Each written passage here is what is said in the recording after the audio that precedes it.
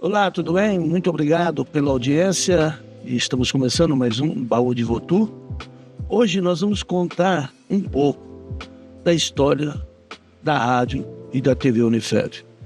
Quem está aqui é um convidado que está desde o início nessa empreitada. Luiz Carlos Ferrarese, presente. Muito obrigado por ter vindo e vamos contar um pouco essa história que tem muito a se falar. Você sabe muito também, né? Participou, né? Antes de falar da TV, conta um pouco assim, como é que você veio para Votuporanga, quando foi? Bom, eu sou de Fernandópolis, melhor dizendo, da Brasilândia. Da Brasilândia. Lá da Vila Pereira antes. E aí, quando eu passei no Banco do Estado de São Paulo, não tinha vaga em Fernandópolis. Eu queria ir para São Paulo, minha mãe não deixou, então eu vim para Votuporanga. E aí me encantei aqui na cidade, maravilhosa, eu achei na época, e gosto até hoje, né? Fui ficando, né? Ficando. E depois... Aí seus pais vieram. Aí depois eu trouxe, depois de alguns 3, 4 anos, eu trouxe. Minha mãe já estavam separados, meu pai estava por aí, né? Uma cidadezinha. Aí virei votuporanguense. Então isso foi... Eu vim para cá e tomei posse no Banespa dia 31 de outubro de 1969, faz tempo. Faz tempo. E você morou na pensão, né? Morei na pensão da Dona Maria do Seu Mané. Bons tempos, 4 anos lá, muito divertimento, que coisa maravilhosa. E era uma pensão... Dá para escrever livros, com as histórias daquele lá. Não, porque foi uma das pensões mais famosas. Sim. Aí tinha os bancários, professores, e outras pessoas de outras profissões também. E eram todos amigos, todos amigos. Ela veio na Rua Pernambuco, né? Rua Pernambuco, em frente à banca. Aí as bancas de revista ali. E era só homem, né? Não, tinha mulher também. Tinha uma ala lá no fundo e tinha uns quartos mais para frente, né? E moravam as meninas. As meninas eram professoras. Sim. E os moleques era o resto. E devia ter muita sacanagem, né? Um com o outro. Mas eram coisas inocentes, era uma outra época, né? Brincar de salva-pega na sala de janta na meia-noite, né? O Jairzinho e o B de Paula, que era locutor da Rádio Piratininga, ele chegava à meia-noite, fechava a rádio, ele chegava lá, ele ia tomar banho, aí o Jairzinho jogava balde de água fria o banheiro era lá no fundo, sem fogo, jogava água fria. Fernando, você sabe que eu tenho falado muito isso, né? Votuporanga é uma cidade famosa, não sei, pra gente, né? Diferenciada por tanto de coisas que aconteceram, né? O sequestro do Rei Momo, os caras roubaram o carneiro do presépio, os caras faziam muito... Mas era tudo uma coisa inocente, né? O pessoal criativo, né? Não era bandidagem, era molecagem mesmo. Um dia eu estava contando, jovem, pegou o livro que eu escrevi de crônica, escrevi essa história. Aí ele começou, primeiro ele não sabia o que era Rei Momo, ele não tinha ideia do que era Rei Momo, né? Eu falei, nossa, é uma geração que está bem descolada, né? E aí, quando eu acabei de contar, ele falou, nossa, esse Rei Momo depois não pegou os caras. Eu falei, imagina, ele contava isso e morria de rir. O André morria de rir nessa história, né? Mas eram tudo coisas inocentes. Não era nada de maldade. Não tinha. Não tinha. Sabe, da pensão, tinha uma mangueira ali e tal. Tinha um pessoal que estudava aqui no Unifed, né? Naquele tempo, a Facler, a Faseca. E outros que ficavam lá, chegava a hora de o pessoal chegar, subia da mangueira, para a hora que o cara vinha entrando, pular na frente dele e gritar, né? Tipo coisa de moleque, não é maldade nenhuma. Fernando, eu queria que você contasse, uma vez você já me falou, que você trabalhou no Rio também, né? No banco. Trabalhei no banco no Rio de Janeiro 3 anos. E conta, porque hoje o banco está na nossa mão, né? no celular. No celular. Você vai numa agência bancária, tem 10 funcionários. E a gente olha, né? E tudo era muito... Eu estava comentando esses dias com um amigo e ele falou o seguinte, eu lembro quando o empresário, ele tinha uma conta lá no Mato Grosso, não sei aonde. Então ele dava um cheque sem fundo aqui, com a conta de lá. Até esse cheque lá ser consultado, ele cobria. Ele já tinha arrumado dinheiro. Eu tinha arrumado e fazia isso que eles chamavam de borboleta. Né? Era todo dia, de monte. Então, hoje hoje é impossível. Conta um pouco da tua função lá, o que você fazia, como que era no banco. Quando eu entrei no banco, a primeira função foi de reconhecer assinatura, que eu não conhecia nenhuma, eu era de fora. Mas o dia a dia, né, você vai aprendendo, no fim, em alguns meses eu conhecia a assinatura da maioria dos clientes, sabia se a conta era popular ou sem limite. Um baita conhecimento inútil, né, que eu servi para quê depois, né? E era tudo na máquina de escrever, né? Bom, então chegava alguém com um pacote de cheque para descontar, né? Ele se contava o cheque no balcão, 20 cheques. Aí dava uma chapinha que tinha um número, 18/20. Tá? Então, aí passava os cheques para mim, eu conferia extenso, datas, coisas, valor, assinatura, e passava para o municiador, que ele procurava a ficha da conta do sujeito, punha junto, aí passava para o outro que... Junto com a ficha, o outro datilografava, passava para o chefe da seção, ele conferia, aí passava o cheque para o caixa. E aí lá no caixa, né, tinha o número da chapinha, então o caixa ia amontoando os cheques, chapa 18, ele ia pondo, até que desse os 20, né? Desse os 20, ele chamava, chapa 18, aí o sujeito ia lá, recebeu o dinheiro. Demorava. Puxa vida. Não tinha ar-condicionado, né? Tinha os ventiladores imensos, faziam um barulho, parecia avião, né? O dia inteiro. E naquela época, né, o gerente, ele tinha uma importância muito grande, porque ele podia, porque era tudo daqueles fichários, e ele às vezes podia liberar. Tinha uma grande autonomia o gerente. Já assumia muita responsabilidade também, né? Hoje gerente... não tem muito... Tudo muito controlado, né? Tudo que você faz, está tudo... na hora, né? Alguém lá está sabendo em algum lugar, o computador está sabendo, que é pior ainda. E a compensação, como que é? A compensação, todos os cheques de outros bancos, né? Juntava tudo, tinha uma seção lá, alguém que cuidava. Compensação, levava lá no Banco do Brasil, que tinha a Câmara de Compensação, e lá os bancos trocavam os cheques, né? Banespa, Comércio e Indústria e tal, né? Trocava. E os valores depois eram compensados, tinha uma conta, né? Então quer dizer, ali no Banco do Brasil tinha um representante de cada banco. Sim, toda tarde, cada banco mandava o seu funcionário lá levar os cheques dos outros bancos.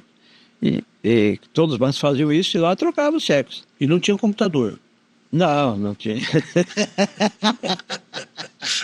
Não tinha computador.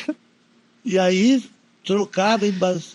aí tinha uma conta, né? Por isso, uma compensação, né? Uma conta de todos os bancos lá no Banco do Brasil. Então tinha...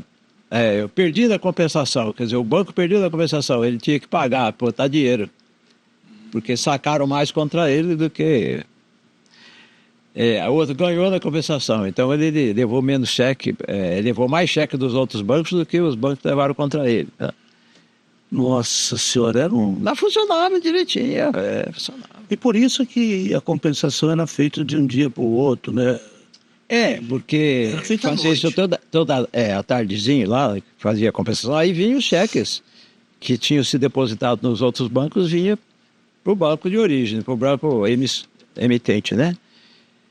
E aí, lançado já com data do dia seguinte, né? Lançava à tarde, à noite, ou de madrugada, a gente trabalhava qualquer hora que ele tem. Aliás, agora, falando em São Paulo, capital, tudo bem. E as outras cidades, isso, como é que ia num tipo de malote? Tinha. Tinha. Eu acho que era um malote, né?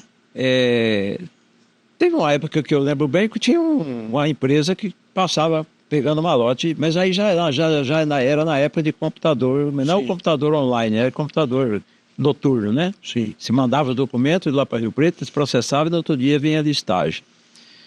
Mas antes disso, eu acho que nem isso tinha. Eu lembro que tinha um funcionário de uma caixa de Cardoso, que de vez em quando ele vinha lá, né? Pegava aquele 40 quilômetros de barro, quando chovia ninguém passava, né? E vinha trazer os cheques aqui e pegar os deles, sei lá, aqui. Por isso que demorava, dependendo da cidade, demorava 3 dias, 4 dias. O Cardoso demorava um monte de tempo. Que loucura. Era assim. Mas éramos felizes. É verdade. Saía do banco e já ia para o boteco do lado. Que era o ponto de encontro. Inclusive tinha o saldo médio, né? As pessoas faziam saldo médio. Saldo médio, era reciprocidade com o banco, né? Quanto mais você deixava dinheiro no banco, mais o banco tinha dinheiro para emprestar para os outros, né? Então, se você deixar dinheiro parado lá bastante tempo, saldo médio era a média dos saldos diários, né? Se você deixar, quanto mais alto a tua média de saldos diários, mais saldo médio você tinha. Então, aí você tinha dado uma reciprocidade para o banco. Então, quando você precisava do banco fazer um empréstimo, vamos ver seu saldo médio. Aí você tem reciprocidade, você dá lucro para o banco. Então, nós podemos te emprestar. Podemos te emprestar, porque, né? Em consideração. Bom, velho, agora vamos ao que interessa. Como começou a ideia de ter uma rádio? Vou falar nomes, hein? Vou falar nomes. Vamos falar nomes. Eu não estava presente, mas o Lindolfo me contou, né? Lindolfo era presidente da Fundação Nossa Educacional. E um dia ele estava conversando, porque a gente naquele tempo conversava muito, né? Não tinha... Principalmente no Bar do Zé. Não tinha WhatsApp, não tinha o Facebook, não tinha celular, nem televisão. Tinha, mas já era. E o João Carlos Ferreira, né? Conhecido radialista, amigo nosso, disse para ele assim: pô, Lindolfo, por que você não pede aí uma rádio educativa, né? Uma FM educativa? Naquele tempo não tinha nenhuma FM ainda. Depois que veio a Clube, em seguida veio a nossa, né? Não pede uma FM educativa. Ele então achou que ideia interessante, levou para a diretoria da Fundação, a diretoria aprovou, né? Vamos levar ao Conselho de Curadores. A ideia é de a gente pleitear uma concessão de uma rádio educativa, FM educativa para a Fundação Educacional. E tinha que ser meio em sigilo, porque, né, esse negócio de rádio, vai sair uma rádio, precisava ser sigilo. Foi levada essa proposta para o Conselho de Curadores, foi aprovada por unanimidade no Conselho de Curadores, ficaram todos em sigilo, não vazou. Não vazou a notícia, e fomos, né, aí, com assessoria especializada, isso aí e tal. Foi indo, daí algumas vezes saiu a concessão, né? Aí depois tinha a instalação. A concessão saiu a concessão comercial para a Clube, e daí alguns meses, foi no mesmo ano, saiu a concessão da nossa educativa. O Zé Luiz Sanches Vargas disse aqui que Encontrei com ele ontem na rua, conversamos. Ele disse que o Vanderlei Passoni, ele que ia para Brasília levar documento. Sim, o Vanderlei era o grande relações exteriores da Fundação, né? Ele ia para Brasília, ele tinha um grande relacionamento em Brasília em relação ao pleito de novos cursos. Ele já ia por causa da Fundação. Já ia por causa da Fundação. E com a rádio, segundo o Zé Luiz, sempre levava uma cachaçinha. Sim, a cachaçinha do interior, levava um bombom para a secretária, aquelas coisas, né? E ele era muito, assim, muito conhecido, muito pequeno, aí ele falante, aquela, né, esse brincalhão, então ele fazia um bom trabalho, assim, de assessoria, assim, Então, externa. E o Zé Luiz disse que quando ele foi lá para assinar lá a concessão e tal, disse que a diretoria estava reunida, 10 horas da noite, sei lá. Disse que ele ligou de Brasília. Ó, o negócio é o seguinte, a gente tem direito também de um canal de TV. Olha, eu tenho uma história um pouquinho diferente, mas é na mesma linha, né? Com a rádio é filiada a um sistema educativo, né? Sim. Cuja matriz era a TV Educativa do Rio de Janeiro, né? Fundação Roquete Pinto, na época. E que tinha TVs educativas, basicamente em universidades, né? E tinha várias rádios educativas. Então, na época que surgiram, a de Votuporanga surgiu também em São Carlos, uma rádio educativa, e tinha uma em Amparo, né? Eram poucas, assim, emissoras desse jeito. E tinham reuniões lá na FUN-TV, né? Que se chamava lá, no Rio de Janeiro. E a gente ia, né?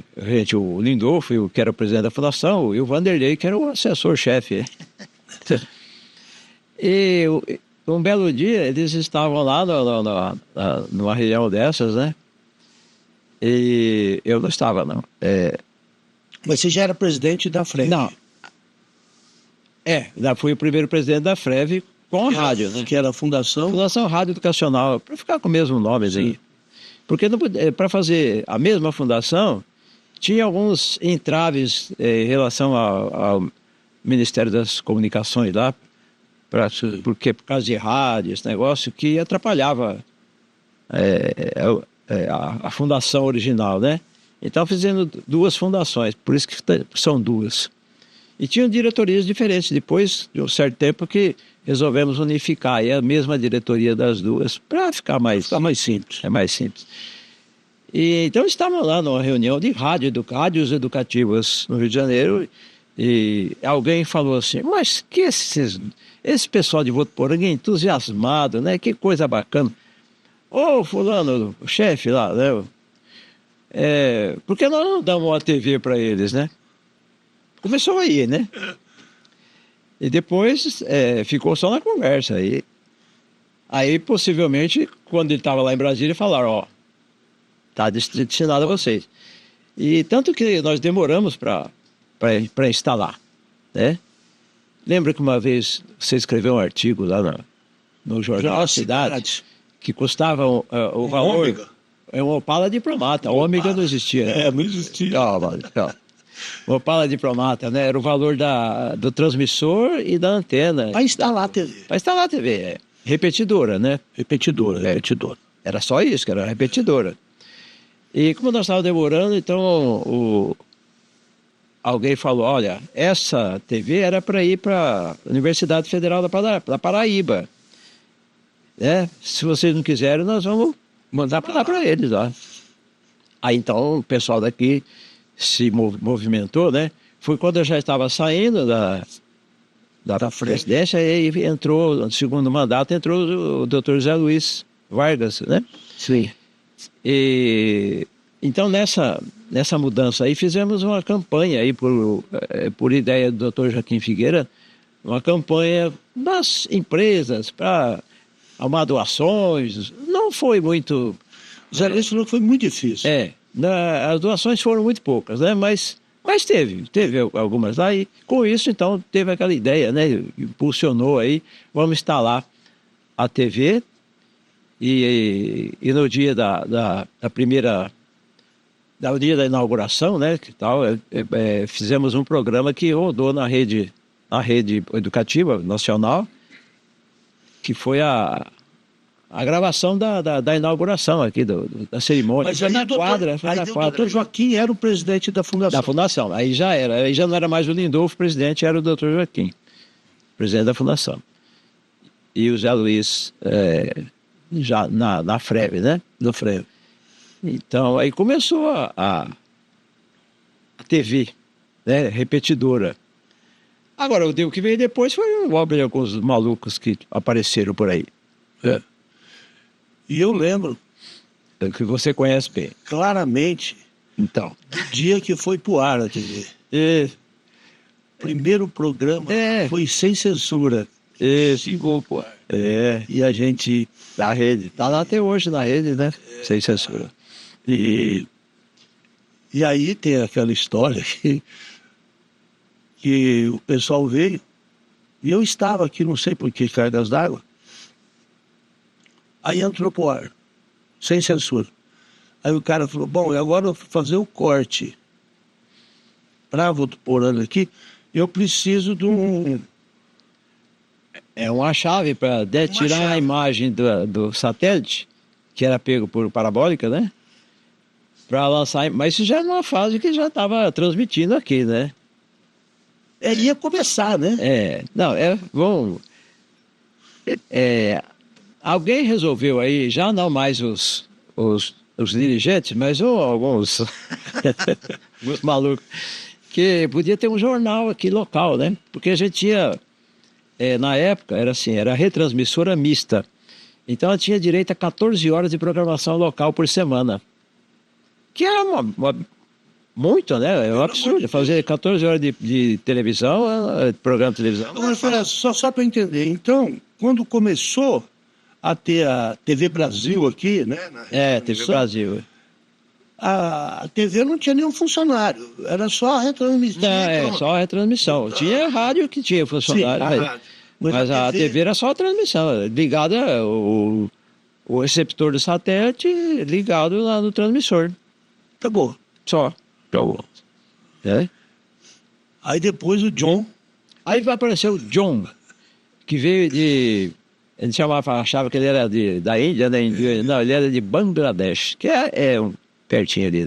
Eu achava que ele era do Canadá. Ele morou no Canadá, ele morou no mundo inteiro.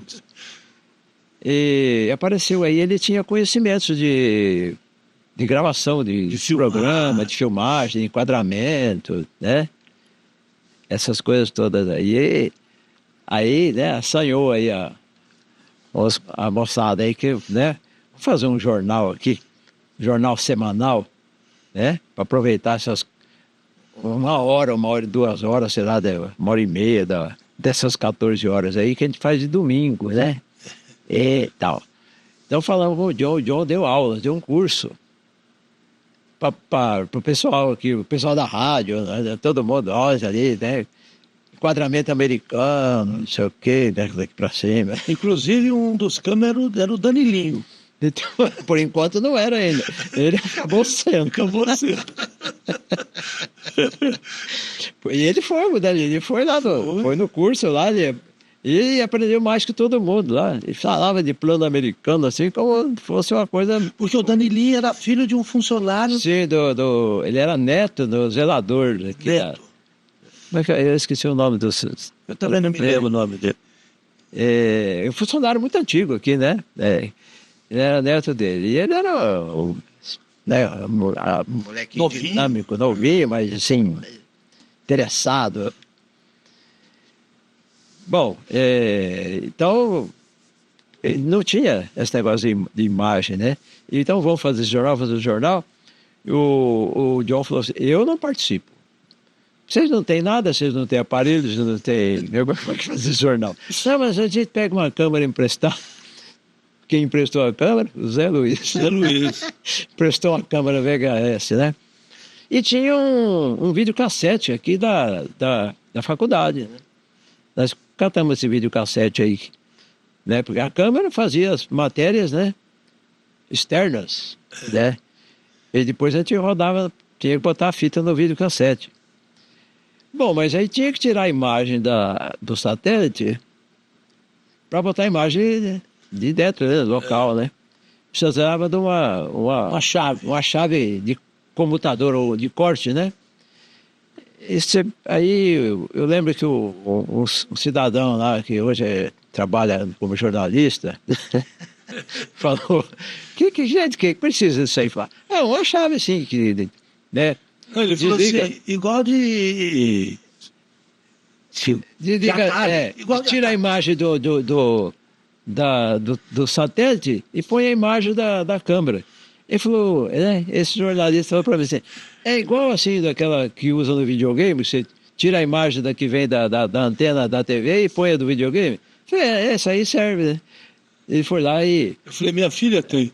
minha filha tem, tirou a chave, né, computadora lá do videogame da filha dele, ela ficou sem videogame pra gente botar o rádio no ar. Eu trouxe aqui, eu comprei na internet aqui uma réplica da nossa mesa de corte, né? A chave aqui, ó. Isso aqui, ó. Eu não sei se dá pra... É isso aqui. Tem uma chavinha aqui. Se É você na nossa mesa de corte. tem uma entrada e duas saídas, tá vendo? Então, aqui, Ou duas ó, entradas e uma saída. aqui era a imagem do satélite. Aí embaixo, ó, tá vendo? Aqui. Tem duas entradas. Aí É você- do teu lado aí, tá entrando Então, um fio aí, aqui era o satélite. satélite. Do lado de E cá, aí você mudava a chavinha, Aí você por ela. jogava aqui, Agora já entrava a aqui. imagem tá... Então isso daqui foi a E primeira... aqui saía para a nossa antena. Foi a primeira Mesa de mesa corte. de corte que a TV. TV da Universidade, a TVU, ou TV Unifev agora. Bom, Eu lembro uma vez, veio uma equipe, não sei da onde, o Senac, São Paulo, filmar foi? um jogo, não sei. Ah, não, isso é outra história. Deixa eu conhecer. Os caras olharam aqui, eu não acredito que vocês fazem. Vocês são loucos. É só aulas. E assim, a edição não era por... Era por dia. O que filmava na segunda entrava primeiro, o que filmava na terça entrava depois. A edição era no ar, né? Porque a gente não tinha aparelho. Não. Então, o apresentador falava a notícia e tal, e aí ele punha as imagens com uma fita cassete. Uma fita. Era um VHS. VHS. Lá no videocassete, né? Videocassete. Botava lá a imagem. Aí depois tinha outra notícia, tinha outra fita da imagem. Então era editado ao vivo. Só que eu lembro bem que quando terminava uma matéria com imagem, era preciso dar um tempo para o Kurosawa Sim, o Kurosawa era o técnico. colocar. Então aí a Cássia, que era apresentadora, ela lia uma matéria sem imagem. Para ele dar o tempo dele procurar lá, deixar no jeito, posicionar, né? Posicionar. Porque tem que posicionar a fita na saída, né? Da notícia. Tinha que botar no ponto. aí? Botar no ponto, é o termo técnico. Ponto. E aí tocava, ia. E foi na TV, e foi no jornal que para dar o tempo certo era preciso ter uma entrevista. Porque era o seguinte, a gente usava uma brecha na rede, né? Terminava um programa da rede, e a gente entrava com o jornal. Depois a gente queria acabar o jornal exatamente quando começasse o programa seguinte, aquele que nós cobrimos, e quando ia começar o outro programa, então terminava o jornal para a rede entrar já com o programa no começo, não entrar no meio, né? Assim, Fica qualquer jeito. Então a ideia, acho que foi sua, né, de fazer o final do jornal, era uma entrevista. Uma entrevista ao vivo. Entrevista ao vivo. E a rede, ela tinha um canal de voz que ela dizia, ó, o próximo break é a tal hora, daqui a 5 minutos, daqui a 4 minutos, tal hora, enfim, dava lá Ele dava os minutos. dava os minutos. E às vezes, ou muitas vezes, eles mudavam, né? Então, quantas vezes o Zé Carlos Pontes estava... Então, agora, despedindo aqui do nosso convidado, e eu falava assim, lá do outro lado do vidro. Porque eu tinha um ponto, aí o Carlão.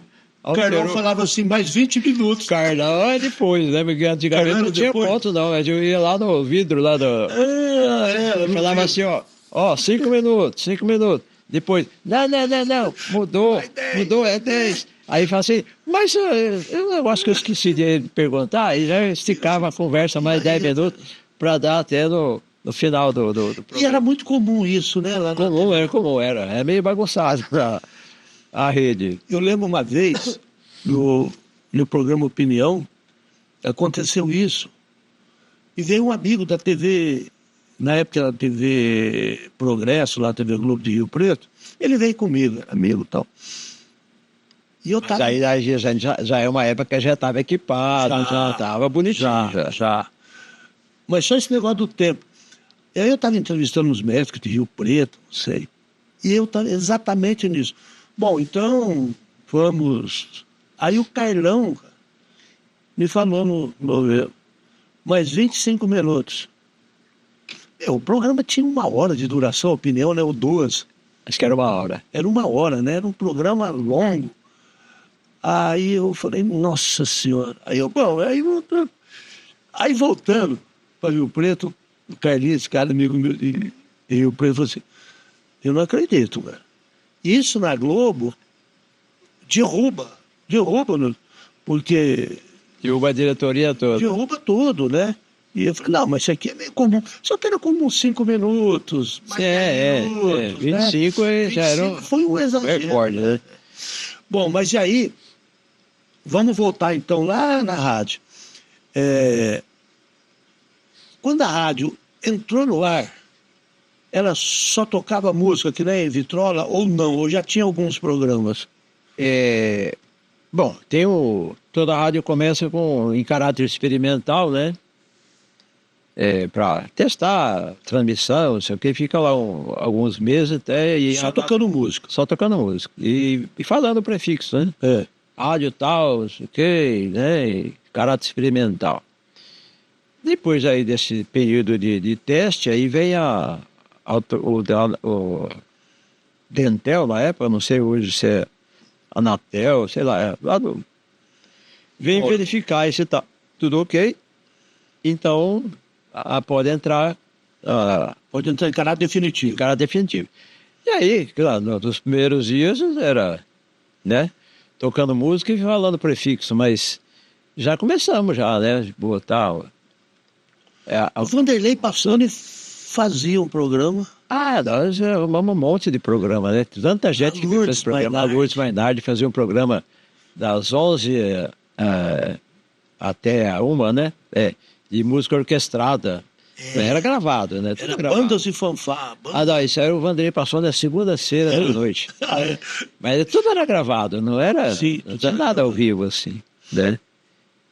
E o fim de semana vem aí cada um, o Lino fazendo pelos caminhos do jazz, o Beto Borges com Holy Rock.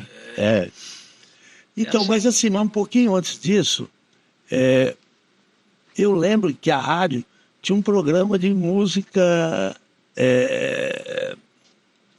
clássicas. Então falava do Beethoven.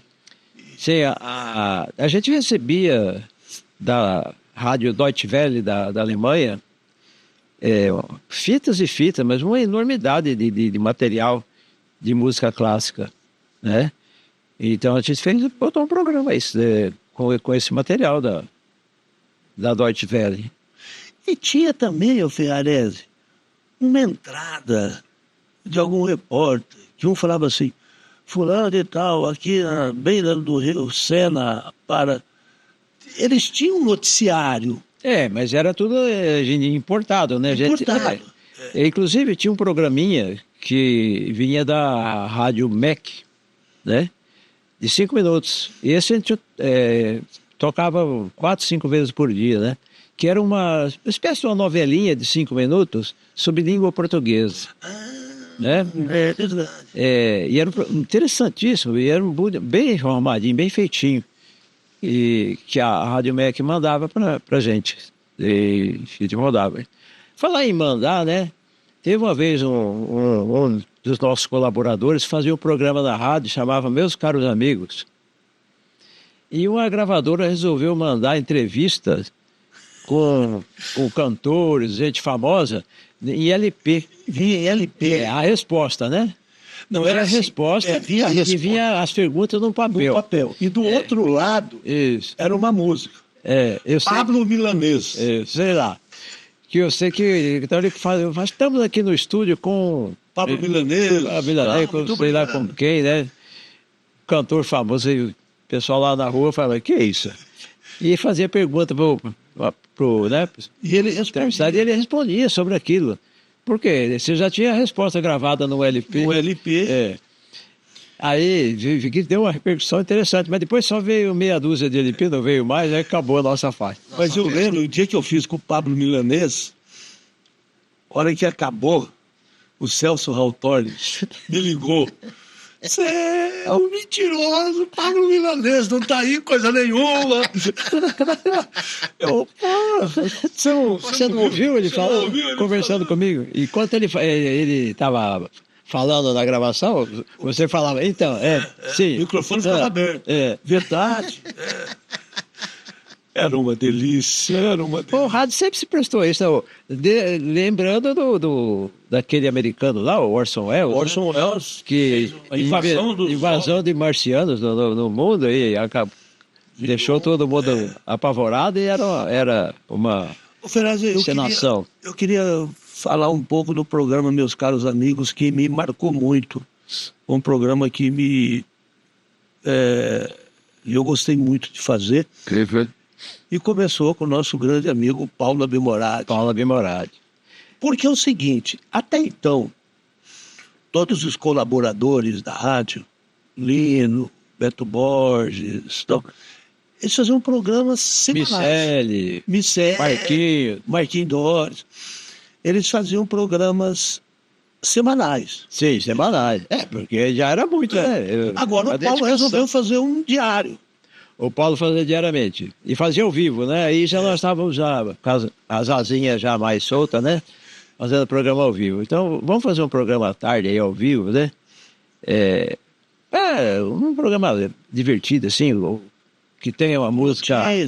então, toca um samba, toca uma música mais... Uma bossa nova. Aí nós fomos para a discoteca ali para ver que nome ia dar no programa, né? E começamos a olhar. Aí o Paulo olhou, viu o disco do Chico Buarque, Meu Caro Amigo, né? Ele falou, o nome do programa, Meus Caros Amigos. Que né? Fantástico. E aí, em Rio Preto, tinha uma rádio lá que fazia o seguinte, tinha um programa desse tipo, assim, à tarde, de música e variedade e tal, e no finalzinho vinha um jornalista falar da política, da Câmara, não sei o quê. E você trabalhava no Jornal Cidade. Eu falei, Zé, você não quer fazer 10 minutos lá no programa, Meus Caros Amigos, finalzinho, falar de política, né? E eu fazia aquela coluna Anote Aí. Isso, as fofocas da política. Aí o Paulo começou a falar, agora vamos anote aí. Agora os jornalistas, Zé Carlos Paz, você fazia aqueles 10 minutos de... as notícias que iam sair no jornal amanhã. Exatamente. Era um excelente programa. Eu mesmo, né, eu ouvia, ficava ouvindo em casa, né? Assim, achava que era, né, um programa legal e me interessava pelas notícias, e, enfim, eu ouvia a alegria da tarde, né, aquela coisa assim. E uma vez eu vinha vindo de Rio Preto de carro, né, e estava o Paulo falando com a ênfase, com alegria, não sei o quê, né? E meus caros amigos, eu falei, nossa, tá uma festa lá, né? Cheguei na rádio, né? O Paulo estava assim no estúdio, tocando uma música, ele estava assim, e o técnico lá. Falei, como rádio mentiroso. Agora, meus caros amigos, quando o Paulo fazia, de vez em quando ele trazia alguém para fazer uma entrevista. E às vezes ele me chamava para ajudar ele a entrevistar. E um dia ele chamou o Dorival Veronese. E o Dorival Veronese estava numa fase muito difícil, de droga, né?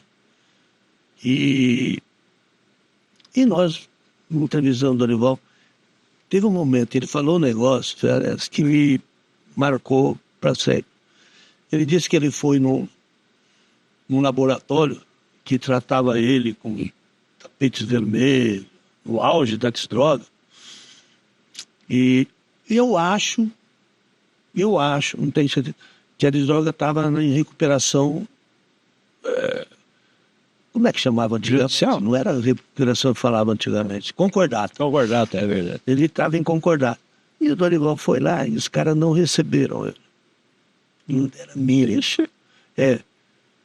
E o Dorival falou assim, aí eu vim descendo a pé, eu passei pelo viaduto do Chá, e o viaduto do Chá sempre foi famoso, as pessoas se suicidavam, né? Saltavam do viaduto do Chá. Passava o caminhão embaixo, levanta e sacode depois. Né? Não, mas você lembra que o viaduto do Chá, os negros saltam. Aí disse que ele contando isso, disse que ele parou no viaduto do Chá, olhou, e falou, aí eu entendi porque as pessoas se suicidam. Eu achei. Falou isso no ar, Falou no ar, no programa, sabe, de uma coragem, né? É, muito. Então, assim, eu achei aquilo fantástico. Por isso que eu falo que aquele programa foi... É um programa importante. Depois o Paulo acabou saindo, né? E você assumiu de vez o programa. Aí já, né, desde o começo. E ele começava depois da Ave Maria, né? Ave Maria.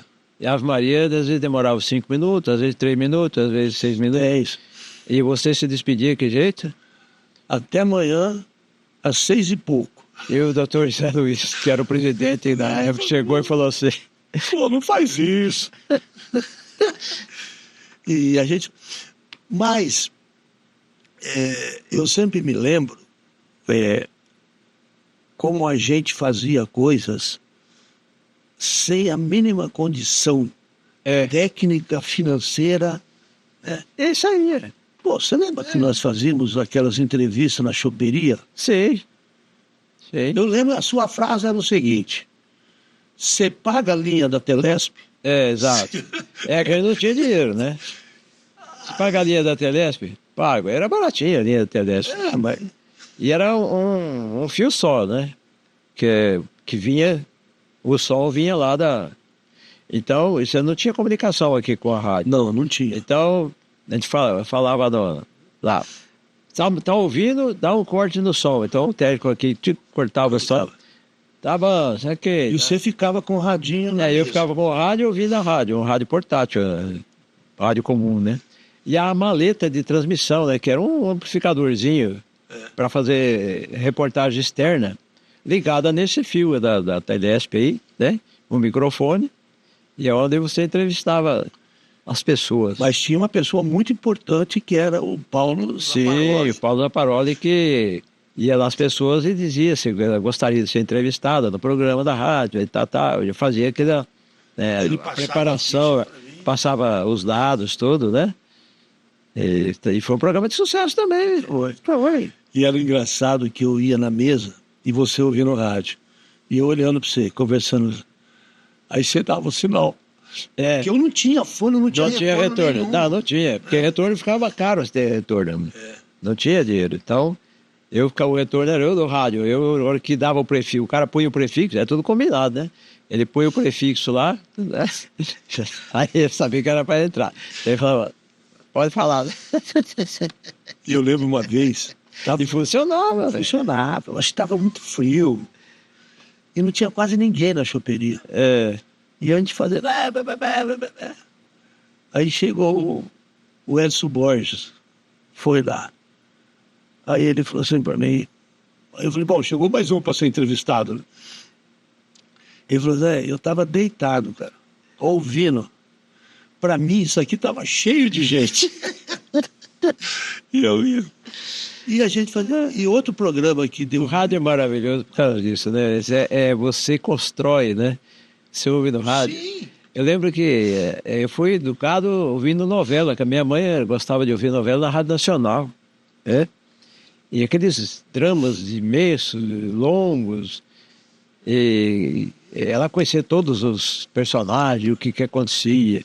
E eu ficava lá ouvindo.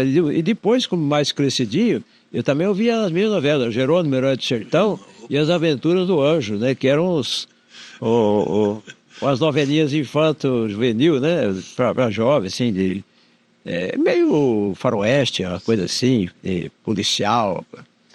Mas eu lembro que aqui em Votuporanga, não sei se a Rádio Clube... A imaginação fala e solta. Eu era garoto e eles tinham um certo horário que eles punham aqueles disquinhos de historinha.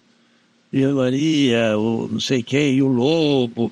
Era aqueles disquinhos coloridos e a gente ficava assistindo. Ô Flerésio, já indo por finalmente, Um outro programa que fez muito sucesso também foi aquele de Recadinho, né? Que nós fizemos lá no Bar da Justiça. Isso, esse era um programa que já existia em outras rádios, né? Foi nenhuma, mas aqui não tinha, então a gente resolveu fazer no mesmo sistema aí, né? Com o fio. Mas fazia. Não, o Recadinho era só na rádio, né? Só na rádio. Não tinha ali. Daí eu mandava o Recadinho. Não, a gente ia tinha o fio da Telesp lá no boteco. Não, aí depois que você conversou com a Jussara, pois é, ela falou assim, aí ela falou, vamos fazer um recadinho daqui. Isso. Então ficava, eu não me lembro quem era o técnico.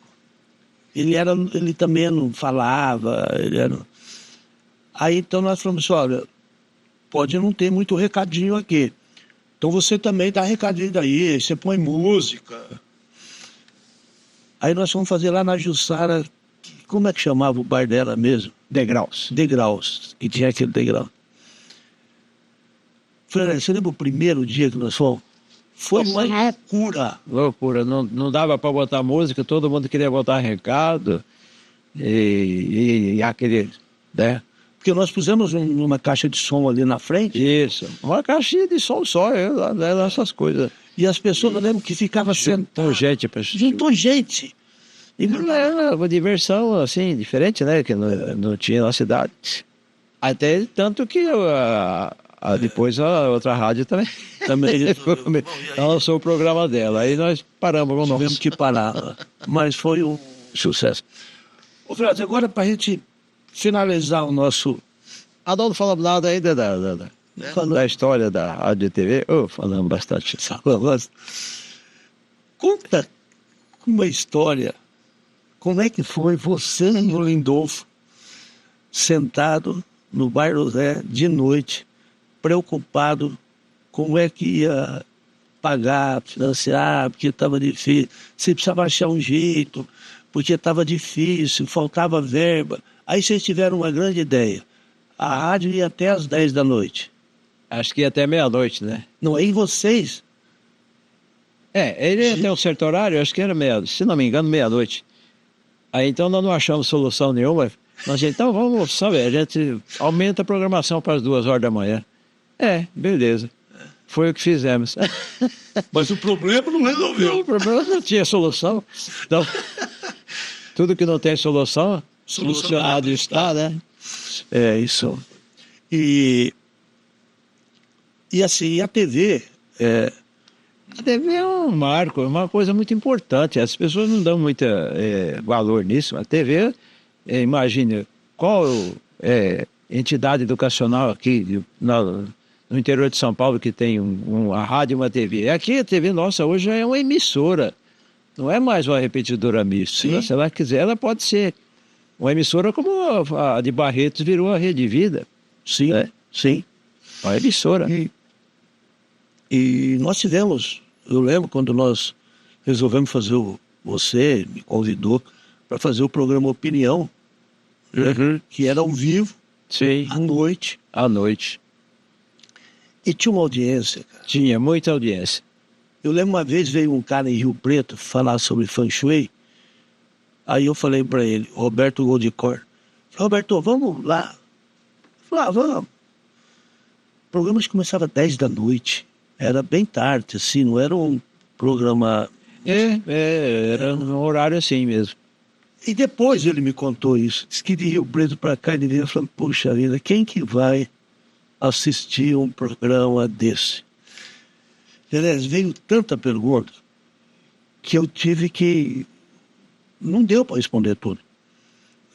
Ele ficou impressionado.